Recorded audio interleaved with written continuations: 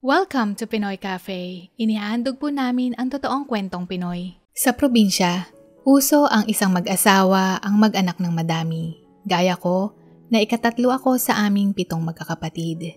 At ako ang panganay na babae. Ang aking mga magulang ay hindi nakatapos ng elementarya. At tanging ang pagtatrabaho sa bukid ang pinagkukuhaan ng pangkabuhayan naming lahat. Batid kong kami ay kapos dahil madami kaming hindi mabili o kaya may magandang tahanan. Gayunpaman sa pagkain, dahil kami ay nasa probinsya, madaming mga tanim na pwedeng kainin. Sa may bundok o gubat, maraming mga halaman na gulay na pwedeng iluto upang ulamin. Sa aming magkakapatid, ako ang unang nakatapos ng sekundarya. Kaya naman ito ang naging daan para ako ay makapasok ng trabaho sa Maynila. Bagamat wala pa ako sa 8 gulang nung nagtungo ako sa syudad, pero kailangan kong lakasan ang loob ko.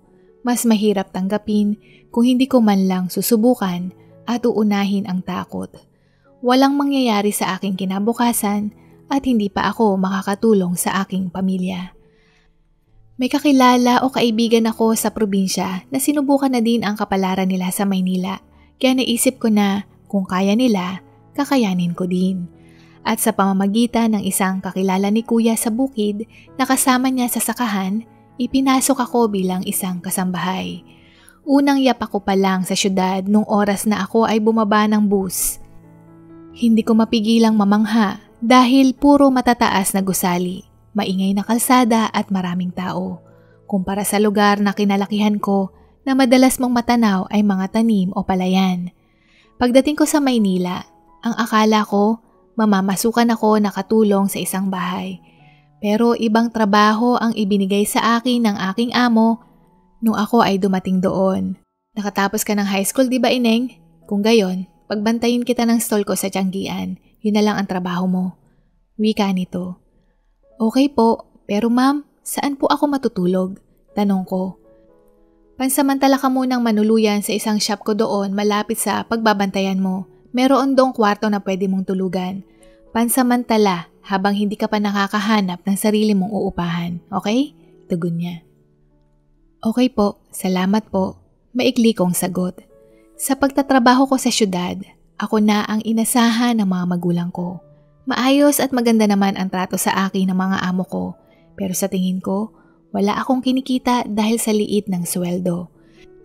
Sa tinutuluyan ko na pinaglaanan ng amo ko, sinisingil niya ako ng upa at bayad sa kuryente, tubig. Ang pagkain ko naman, kargo ko din, kaya naman wala akong naiipon. Nung nagkaroon ako ng ideya na pumasok bilang waitress dahil sa katabing stall sa Tianggian na binabantayan ko. Meron siyang kilala na naghahanap ng waitress sa isang resto bar na pinapasukan niya. At bukod daw doon, merong tip na nakukuha ang mga silbidora bukod sa pasahod ng may-ari. Hindi ko mapigilang mainganyo dahil sa tingin ko, mas may tsansang makapag-ipon ako. Kaya naman makalipas ang 2 taon at ako ay nasa 8 gulang na, sumubok akong mag-apply sa nasabing resto bar. Dito ko napansin na kadalasan puro mga lalaki ang mga customer. May mga magbabarkada na kabataan na halos kasing edad ko na mayroong kaya. May mga galing sa opisina at meron ding ibang may edad na. Bukod sa pagkuha ng mga order at pagbigay nito, pakiramdam ko parang hindi ako nagtatrabaho. Sa hindi ko maipaliwanag na dahilan, na-enjoy ko ang trabahong ito. Ang ngiti sa aking labi ay natural, hindi pilit, at ang pagbati ng "Welcome sir o ma'am" ay gustong-gusto kong sabihin. At napapakanta din ako kapag may sesyon ng banda habang nag-iintay sa mga customer o iserve ang kanilang in-order. Kung minsan, hindi ko mapigilang igalaw ang aking ulo dahil nadadala ako sa himig ng musika. Kaya naman, hindi rin ako nagkamali na lumipat ng trabaho dahil kahit papaano, malaki-laki ng kaunti ang napapadala ko sa probinsya. At meron din kaunti na natitira para sa sarili ko na nakakabili ako ng mga pangangailangan ko. Hindi nagtagal, napansin ng may-ari ang aura ko na palaging nakangiti. At pinuri din niya ako na nakakahawa ito. Dahil sa aurang ito, Marami akong napapangiti din ng mga customer. At itinalaga ako ng may-ari bilang hostess sa nasabing resto bar. Ang tungkulin ko ay ako ang nag-a-assist sa kanila papunta sa kanilang uupuan, bit-bit ang menu at sasabihin kung sino ang kanilang server. Kasama din sa trabaho ko na siguraduhin na maayos ang lahat mula sa kanilang order, sa pagkain at kung nag-e-enjoy ba sila doon. Sa madaling salita, kailangan kong siguraduhin na maayos, maganda at komportable ang bawat customer sa amin. Hinusayan ko ang trabahong ito upang ipakita ko din na hindi magsisisi ang may-ari na ibinigay niya itong trabaho sa akin. Marami din akong nakilalang regular na nagpupunta dito. Isa na dito si Sir Fernan. Matanda siya sa akin ng 2 dekada. At siya din ang madalas magbigay sa akin ng malaking tip dahil sabi niya, sa tuwing nakikita niya ang aking ngiti, kahit anong sama ng kanyang araw, makita niya lamang iyon, napapalitan ito ng sigla. Hanggang sa isang araw, meron akong natanggap na text mula sa hindi ko kilalang numero na tinanong kung pwede ko siyang paunlakan sa isang tanghalian sa isang magandang restaurant. Dahil hindi ko kilala ang numero, hindi ito pinansin hanggang sa tumawag na ito. Nag-aalangan akong sagutin pero natuklasan ko na ang numerong iyon ay mula kay Sir Fernan na kinuha niya mula sa aking katrabaho. Hindi ko mapigilang mapahiya dahil ang unang sinabi ko nung sinagot ko ang tawag ay, "Hello? Hindi kita kilala kaya huwag ka nang tatawag muli." At narinig ko sa kabilang linya ang, "Si Fernan ito, Jelen sa resto bar. Pakiusap, huwag mong ibaba ang tawag." Kung nakita niya lamang ang reaksyon ko noong mga oras na iyon, may ihahalin tulad mo ako sa namumulang kamatis sa sobrang pagkahiya. Ilang beses akong humingi ng paumanhin at dahil dito, pinaunlakan ko ang kanyang paanyaya bilang pagpapakita ng galang at makabawi ng kahit kaunti sa hindi magandang pagsagot ko sa kanyang tawag. Dinala niya ako sa isang magandang restaurant na makikita mo sa tanawin ang bundok ng Taal. Hindi mawala ang ngiti ko sa aking muka dahil napakaganda nito at hindi lang iyan, maging ang pagkain ay napakasarap.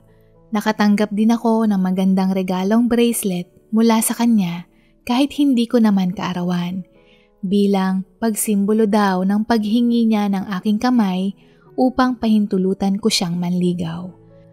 Sa isang babaeng walang naging karelasyon o nanligaw, hindi ko mapigilan ang aking kilig dahil pakiramdam ko ang swerte kong babae. Nais daw niya akong kilalanin pa ng husto at maging nobya. At syempre, hindi ko tinanggihan ang kanyang nais na manligaw sa akin at kilalanin namin ang isa't isa. Halos araw-araw, madalas kaming mag-text, palagi na niya akong sinusundo at sa araw na wala akong pasok, ipinapasyal niya ako sa ibang lugar kung saan hindi pa ako nakakarating. Sa tuwing nakakarinig ako ng magandang papuri na marinig ang salitang mahal na mahal niya ako at ang puso ko ay parang inililipad sa alapaap sa labis na kasiyahan. Gustong gusto ko na marinig ang mga salitang ito mula sa kanyang bibig na mas lalong nagpalalim ng pag-ibig ko hingil sa kanya. Sa ilang mga buwan niyang nanliligaw, naramdaman ko naman sa kanya ang sinseridad at totoo at nagdesisyon akong siya ay sagutin upang opisyal na kaming maging magkasintahan. Naging mas lalo pa siyang mas malambing na pakiramdam ko, daig pa namin ang bagong kasal. Hindi niya alintana ang mga tao na nakatingin sa amin sa labas habang kami ay naglalakad na magkahawak ang kamay. Hindi rin siya nahihiya na bigyan ako ng halik sa pisngi o labi kahit pa kami ay nasa pampublikong lugar. Sa asta niyang ito, ipinakita niya sa akin na hindi hadlang ang agwat ng edad kapag nagmamahalan ang dalawang tao, lalo na kapansin-pansin ang itsura namin sa aming gulang. Halata mong siya ay may edad na at ako naman ay nasa kalendaryo pa ang edad. Sa syudad, sa isang relasyon, ang pagpapakita ng apeksyon gaya ng pagyakap o hagkan ay pagpapakita na lubos mong minamahal ang iyong napiling karelasyon. Kaya naman nung oras na tinanong niya ako kung pwede kaming magsiping, Hindi ako tumanggi dahil paraan ko ito ng pagpapakita na tunay ang aking pagmamahal, na ibigay o isuko ang sarili ko sa kanya. Over the moon ika nga, na ako ay nasa ibabaw ng buwan o labis-labis na kaligayahang aking nadarama.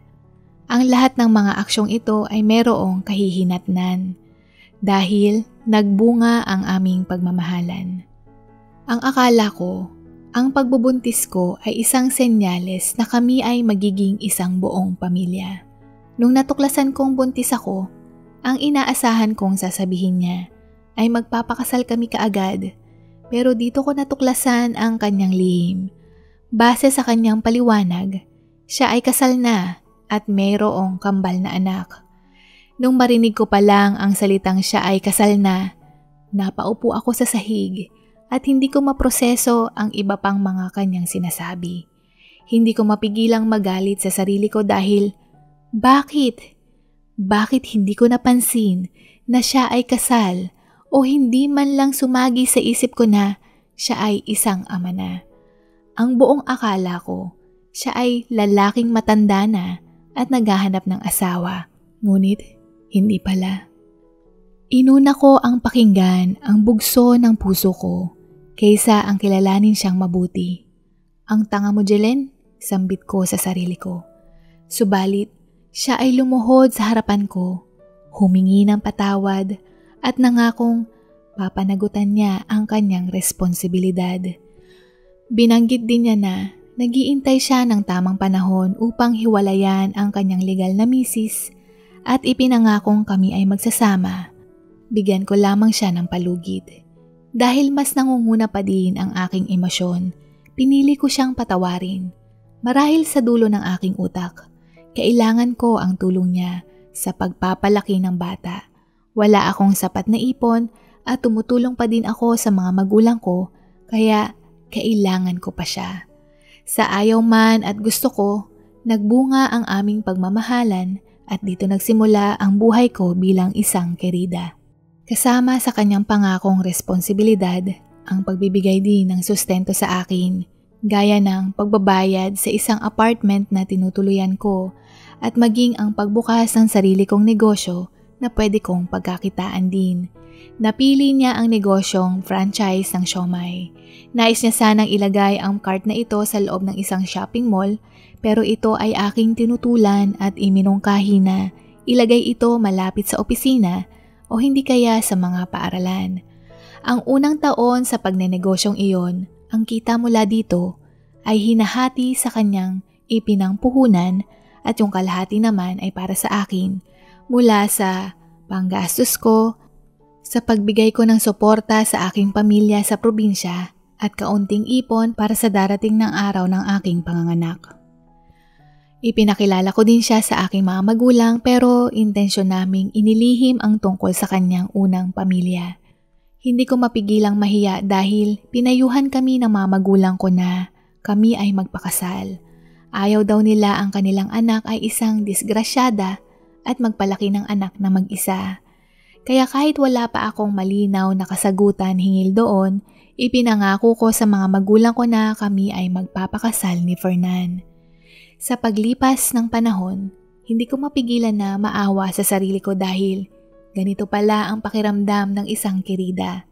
Nag-iintay ka kung kailan siya darating para ilaan sa iyo ang oras niya, na hindi mo siya matawagan kung kailan mo siya nais tawagan. Na kailangan pa ng kanyang senyales o siya ang unang makikipag-ugnayan sa iyo. At higit sa lahat, hindi kanya prioridad. Sa kabila ng mga negatibong ito, hindi ko maunawaan sa sarili ko kung bakit pinili kong manatili. Ang puso at utak ko ay taliwas, ngunit parating nananaig ang damdamin ko kaysa ang isip ko. Habang nagbabantay ako ng food cart, marahil nagdadalang tao, hindi ko mapigilang maging emosyonal. Hindi ko mapigilan na magselos, ngunit ang agam-agam na ito ay bigla-bigla na lang nawawala. Sa oras na siya ay kayakap ko, sa oras na siya ay nasa tabi ko, lalo na madalas niyang sinasabi na hindi niya mahal ang kanyang misis kundi ako ang nasa puso niya. Na ang tanging mga anak niya ang dahilan kung bakit siya nananatili doon. Sa mga paliwanag niyang ito, hindi ko alam kung bakit ang bilis kong paniwalaan ang mga sinasabi niya. Ang bilis kong kumbinsihin ang sarili ko na may susunod pa naman, di bale baka kailangan pa niya ng oras sa isip-isip ko. Kasabayan din ito, nakikita ko din sa kanya na pinapangatawanan niya ang pagiging responsable. Na sa bawat araw ng pagpapacheck up ko sa doktor, nandoon siya at sinisigurado ang maayos na kalagayan mula sa bata at maging ako. Nariyan din siya nung araw na ako ay nanganak. Hindi man siya natulog doon sa gabi, pero nandoon siya sa tabi ko at sinuportahan ako. Lumipas muli ang panahon, 2 taon na ang aming anak. Naakala ko sa panahong ito, siya ay makikipaghiwalay na. Ngunit marami siyang dahilan na kailangan pa niya ng panahon na hindi ganoon kadali at sana intindihin pa siya. Malumanay ang kanyang tono ng pananalita na parang awang-awa. Kung minsan, nais kong batukan ang sarili ko dahil bakit ganon? Sa oras na nakiusap siya na malumanay ang kanyang pananalita, ako ay bumibigay. Ako ay nadadala niya sa kanyang mga salitang binibitawan na animoy ako ay tunay na nagayuman ito. Sa tuwing binabanggit niya ang mga anak niya sa una, hindi daw niya magawang masaktan ang mga ito, lalo na ito ay mga musmus pa lang. Natiyak na maapektuhan ito sa oras na malaman nila ang totoo. Kaya naman muli ko siyang inintindi, pero ang pag-iintay ko ay may hangganan.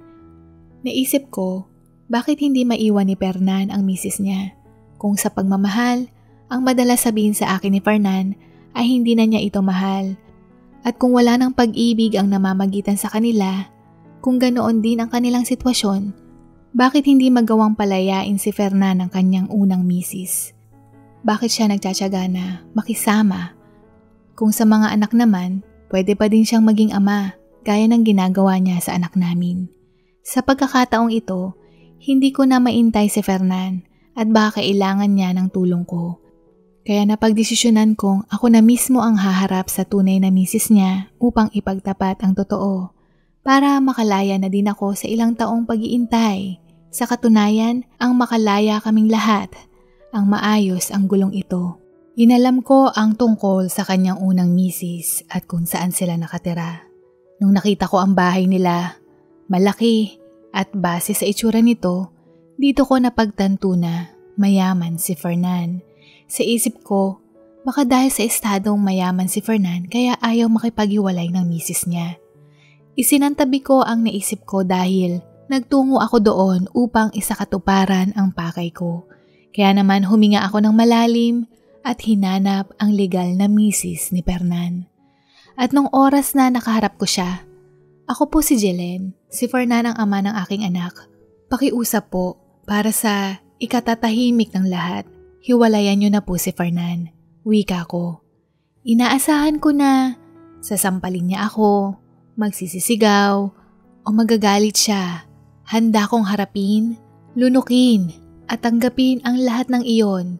Magtagumpay lamang ako na kumbinsihin siyang makipaghiwalay. Ngunit ang reaksyon niya, imbes na galit, bigla siyang tumawa ng napakalakas. Hanggang sa ito ay naging halakhak. Hindi ko mapigilang mawari dahil hindi iyon ang inaasahan ko sa kanyang reaksyon. Na sa kanyang paghalakhak, ipinapalabas na lamang na ako ay mukhang katawa-tawa. Kung gaano siya katagal na tumatawa, ganoon din lumiliit ng lumiliit ang tingin ko sa aking sarili. Ayaw kong makita ang pagmumukha mo. Maamoy ang masangsang mong amoy o maramdaman ang aura mo. Manong, pakikaladkad nga ang babaeng ito sa labas. Wika niya ng matigas, sabay tumalikod at nagpatuloy sa kanyang pagtawa at nagsalita pa ng, "Stupid ang babae?" Nagpumiglas ako ng kaunti pero yung lalaking tinawag niya, mahigpit ang pagkakahawak sa aking braso at inakay ako palabas. "Ma'am, wag na po kayong babalik. Wag niyo na pong kalabanin ang amo ko, di po kayo mananalo." Pagbabanta nito, sabay iling ng kanyang ulo. Hindi ko alam kung paano ako nakauwi. Dahil ang nasa isip ko lamang sa kanyang pagkilos na iyon, sa paghalakhak niya, ako ay kanyang minaliit at tinapakan. Napakababa ng tingin ko sa sarili ko. Mababa na nga noon. Pinalala pa ito ng babaeng iyon. Hindi ko mapigilang sampalin ang sarili ko dahil bakit humantong ang buhay ko sa ganito. Isa nga akong tunay na kirida dahil nagawa kong komprontahin ang legal na misis para lang hiwalayan ito. Na ako, ang sarili ko na handang sirain ang buhay ng isang pamilya para lamang sa sarili ko. Lahat nga ba ng ito ay may halaga? Lahat nga ba ng ito ay may katuturan? Mga tanong ko sa sarili ko. Maling-mali ang ginawa ko at kung ano ang nararamdaman ko ay sa tingin ko, parusa na ito sa akin. Ang akala kong makatulong sa pagkumpronta sa Mrs. na Fernan ay nagpalala pa ito ng sitwasyon. Nung dumating si Fernan, galit na galit ito at dito ko nalaman ang totoo. Alam mo ba kung bakit hindi ko magawang makipaghiwalay sa kanya? Pera! Pera ang dahilan! Hindi ako ang mayaman. Misis ko ang mayaman. Bakit ka hindi makapaghintay? Bakit nagdesisyon ka ng sarili mo? Pwede naman tayong magsimula. Meron tayong food cart. Pwede natin iyon pagsikapan. Mahinahon kong sambit. Sa tingin mo ba, yung kita sa food cart sapat na? Ang laki ng gastos mo at yung perang ginagamit ko para ibigay sa'yo, nanggagaling yun sa pera ng misis ko. Anong katangahan ang ginawa mo? Eto ngayon, pinalayas niya ako sa bahay. Nakakabwisit ka? Mag-intay ka. Ang sarap mong sampalin, sagot niya. Mali na naman ang akala ko. Akala ko, misis niya ang nakadepende kay Fernan. Yun pala kabaliktaran. Dito din ako nag-alala na wala din akong ipon. At tama din si Fernan dahil ang kita sa siomai ay hindi rin sapat. Bagamat kami ay nabawasan ng kita, parte ng puso ko ay masaya dahil kasama ko na si Fernan. Nasa amin na siya mag-ina natutulog, nakatira at nakikita ko na naglalaan siya ng oras para sa kanyang anak. Para sa akin, kahit mali ang katwiran ko, ang makita kaming buo ay sapat na ito para sa akin. At humingi din naman siya ng tawad sa kanyang paninigaw dahil siya ay nabigla. Kaya naman, nagkapatawaran kami sa isa't isa. Ang masayang buhay na ito ay tumagal lamang ng halos kalahating taon.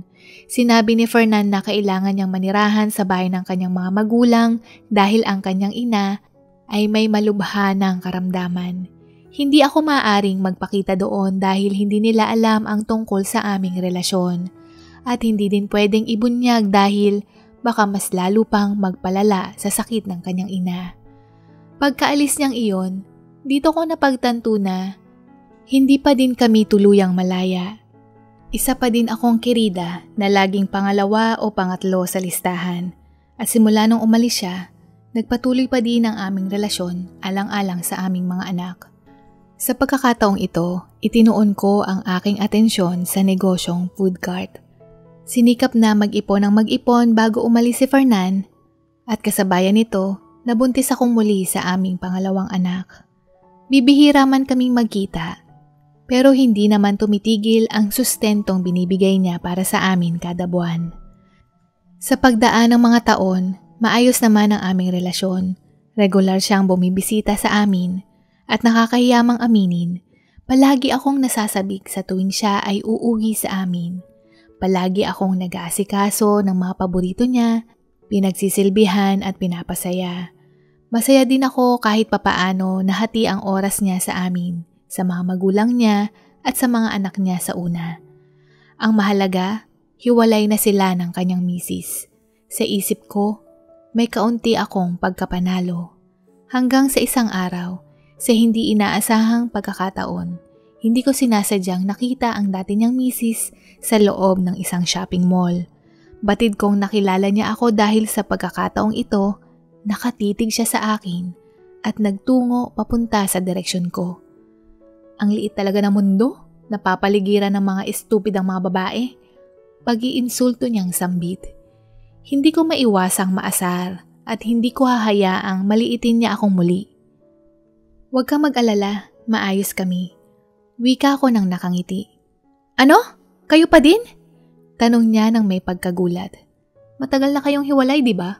Sagot ko. Kitang-kita na nang gagalaiti siya sa galit at iniintay ko siyang sumagot pero mas pinili niyang tumalikod at umalis. Bigla akong napaisip. Ibig sabihin, hindi sila hiwalay gaya ng inaakala ko kung ganon ang reaksyon niya. Nagsinungaling si Fernan sa aming dalawa at ang ibig sabihin din nito, hindi siya nakatira sa bahay ng kanyang mga magulang. Bumalik siya sa una niyang pamilya. Para akong pinalo ng kawali sa ulo dahil ngayon ko lang napagtanto na hindi ko na kaya. Hindi ko na kaya ang maging kirida at nais nang wakasan ang aming anumang relasyon. Ngunit nung nakita ko ang mga anak ko, paano sila? At dahil sa insidenteng iyon, dumating sa bahay si Fernan na nagsisisigaw na sinira ko ang buhay niya.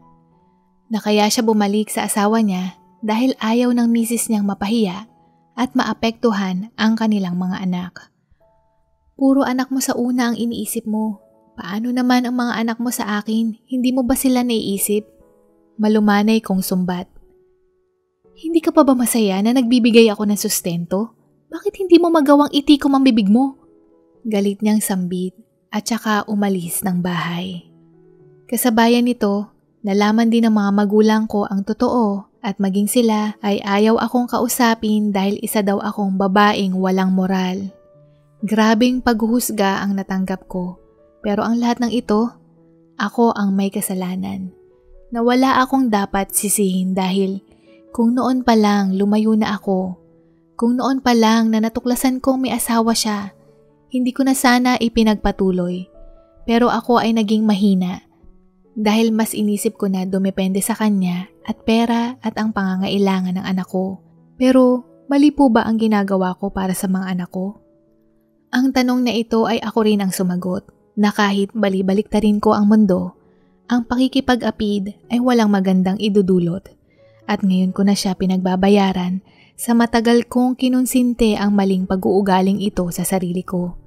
Dito ko din napagtanto na marahil hindi ako tunay na mahal ni Fernan na matagal ko nang alam pero mas pinili kong magbulag-bulagan dahil ang totoo, ang tunay na mahal ni Fernan ay salapi.